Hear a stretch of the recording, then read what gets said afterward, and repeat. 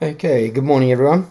Um, now, I'm just going to do this little tutorial. I'm going to do this in class, but this is for backup. When you forget what we've done, you can go back in Canvas and look at this video. And you can see I've got a lot of the palette, my palette's full of lots of stuff because I do boomwhacker charts for the primary school, all sorts of stuff like that in my note flight.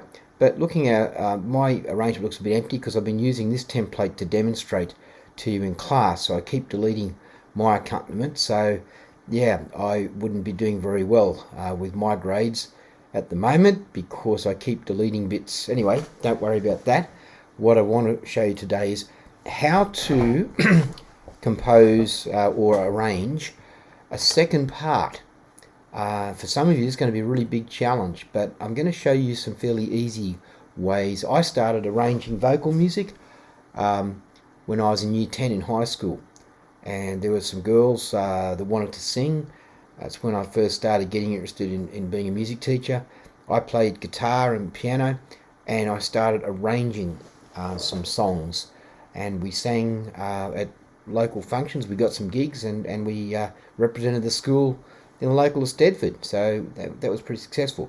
And it sounded better because I knew how to write the different parts for their voices. Okay, so first of all, we need to go to parts, and we're going to add another voice part. See how we started on our template with piano plus voice?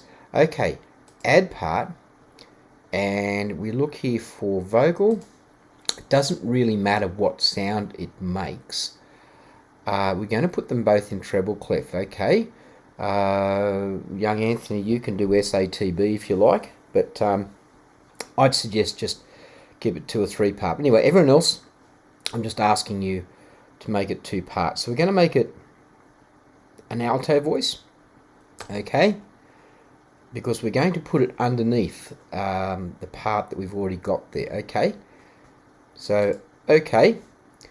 And what we do here is we don't want that sitting under our piano part, so we grab that little thing there. See how it's got all those dots there, and see how that cursor changes. So you click and hold on that. I'm using a mouse here at the moment in the studio, and I move that up to there. Oh, sorry, in between there. Here we go. So you see here, so that's going to be our soprano. It's going to be an alto, or we'll just call it part 1 and part 2. Okay. So close our parts, and if we have a look at our melody,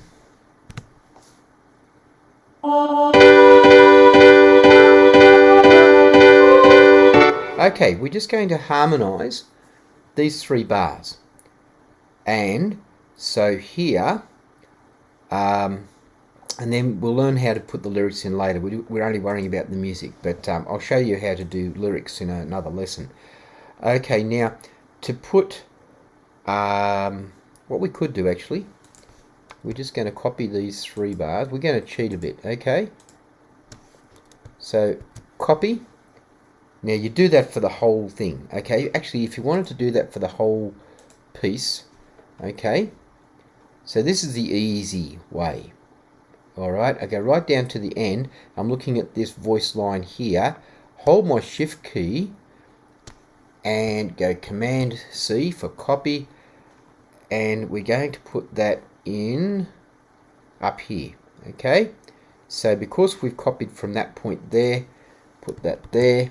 Now if you put the cursor in the wrong place, it's going to offset it all. Okay, so what we're going to do, this is the most basic way to do 2 parts. All right, we're going to look at every single note here, and it's Siyahamba. Okay, I'm not singing in tune, sorry about that. And we're going to put this note down to a note that must be in this chord. Okay, it's got to be in the chord of G. So look at the cheat sheet I gave you. Ask for one if you didn't pick one up. And I know that I could put this down here, and this also down here. Okay, that would be wrong. Why? Because that's in the D chord. Okay, and I could actually just have them doing that, but I'm going to now make that is in the G chord, but this, okay, they're both an A. That's what we call, like in a melody line, it's like a passing note. So it's going between the notes of the chord. So let's see what happens if we drop that down a third. Now, oh, hang on. There we go. Okay.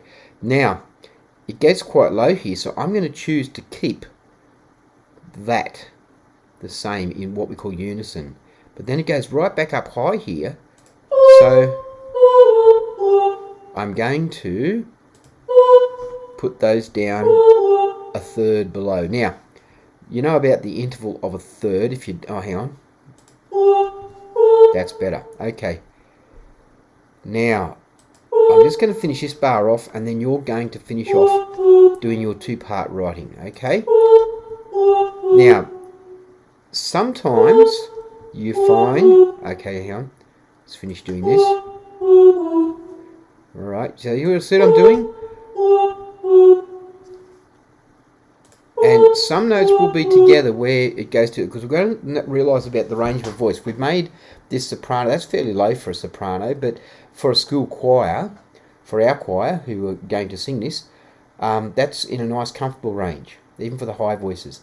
And for the altos, yeah, that's nice and close. Okay, so we're doing the arrangement, and then I think, okay, and I'm going to make that note down to a low D. Okay, let's have a listen to that. Let's have a listen.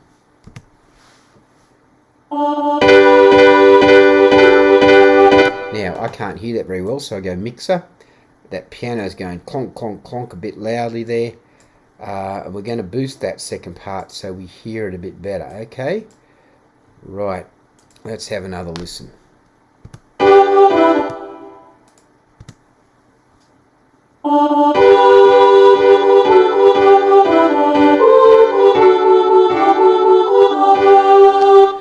Okay, and then you'll find, okay, if that pattern repeats, okay, because this is due next week, if that pattern repeats, then, you know, you could copy that bit of the alto, okay, save yourself a bit of work there. You go, okay, that sounds good. I could copy that and put that in there. Okay, magic. And I've done, look how much I've done, 9, 10, 11, 12, 12 bars. 12 bars, okay?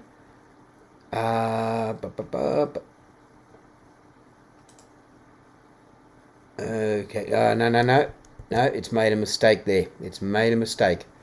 Okay, it's copied in the whole of that other bit there, see? Okay, so, okay.